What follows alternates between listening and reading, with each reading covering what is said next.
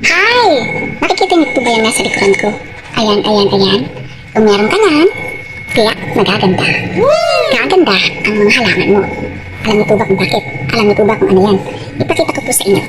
O yan, ang tawag po dyan ay moisture meter. Okay, try na natin gawin. Ipakita ko sa inyo.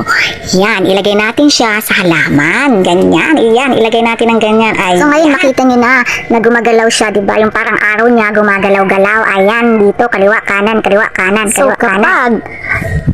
Nasa kaliwa siya, ibig sabihin dry yung lupa. So kapag nasa kaliwa siya na medyo gumagalaw-galaw pa rin, ibig sabihin meron pang moisture. So ayan, try natin dito sa kabila. Ilipat natin, tanggalin natin dyan, and dali natin dito sa kabilang side ng halaman. Tingnan natin ang result.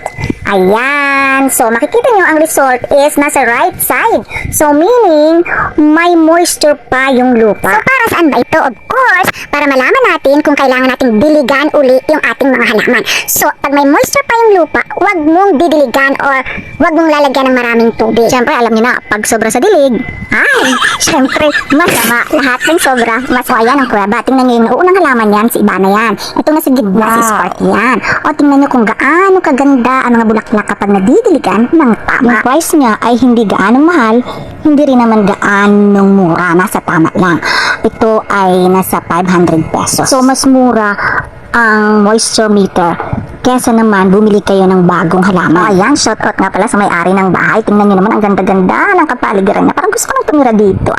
So lahat ng halaman niya, bulaklak, ginagamitan niya ng moisture meter. Ayan, at saka meron pa siyang yung inuman ng mga ibon. Ganon, para pag nauuhaw yung mga ibon, lalapit na lang dyan para uminom. Ayan, yan siya. Yan, thank you for watching. Bye, and God bless.